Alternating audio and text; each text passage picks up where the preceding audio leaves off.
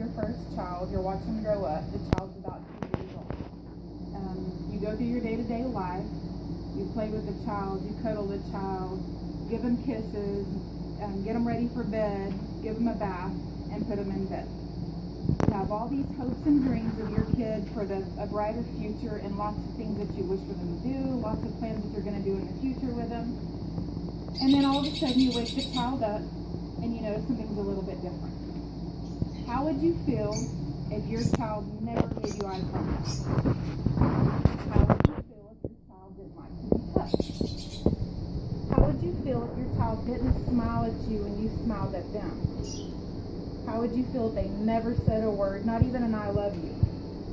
This is the reality of parents with autistic kids every single day. Autism is more common than you think it is. So I'm going to tell you about some facts about autism, some signs to look for, and some treatment options. Autism spectrum disorder is a disability that affects why or how they communicate, behave, and interact. There's no cause, and the symptoms can go from very mild to extremely severe. Did you know that 1 in every 68 children in the United States are diagnosed with autism every year? What about 1 in every 42 of those kids that are diagnosed are boys? It's more present in boys than it is in girls.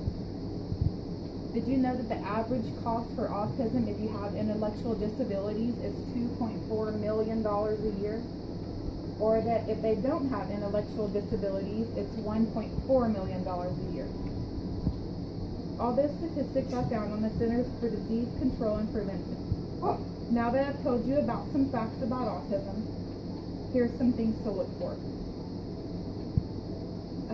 Most kids start showing signs of autism within the first few months of their life. Some others, they'll develop normally for the first couple of months, maybe even the first couple of years, and then all of a sudden they'll start regressing. The most common sign of autism is impaired social skills. Most autistic children are not interested in interaction, and when they do, they lack social cues. They don't have any facial expressions. They don't understand tone of voice. And they don't have eye contact, and most children are unresponsive to their name when you call them. Another sign is obsessive interest. These children have a high need for routine, and they don't adjust well to changes in their schedule. Things that we think that are simple could be extremely important to them, such as the chair that they sit in when they're watching the same TV shows that they always watch, or the same shoes you have to put on them day in and day out, whether they're too small or too big, or even a simple fact of the clothes that they wear. They don't like certain textures of their clothes, or don't want to wear pants because they like shorts, or whatever. Another sign is unusual repetitive motions. Most autistic kids flap their hands.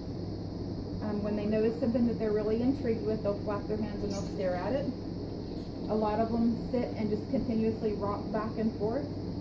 And then another one, maybe they walk in circles with nowhere to go, just keep walking in circles.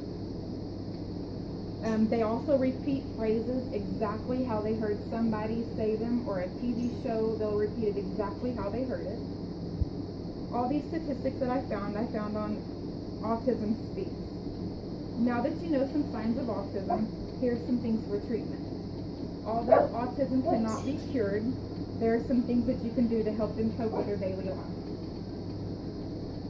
Since everyone is different, all their treatment should be based upon the specific need of the child, such as special education classes or even behavioral therapy. A special diet can play a good role. Sometimes it needs to be gluten-free, which is no wheat, and then some kids need no dairy. Medications help also. Although the medications aren't a step to a cure for autism because there isn't one, these medications will help stimulate and relax autistic children. And sometimes that's what they need, is to be stimulated and relaxed to focus. Those statistics were found on the American Academy of Pediatrics as Autism Speaks. So as you can tell, I have a strong passion for autism. These unique individuals are just like everybody else. I'm an educator for autism children. all the children in my class are nonverbal. These kids have taught me that the way that they communicate, some will gesture, maybe point to things, and others using simple sign language. Could you imagine how it felt if you were never able to hear your child's voice, or even just to have a simple conversation with them? These things make me realize that a lot of people take simple things like that for granted, knowing that maybe one day your kid could wake up and totally regress where they've never said another word to you. I hope that I've given you a better understanding of autism, the signs of autism, and some treatment options if you notice autism signs. Okay, with telling you that, I'm going to leave you with this. Just because their bodies don't always match up with what their minds say, it doesn't mean they're not educated. Every child is gifted. Just sometimes those people unwrap their gifts differently.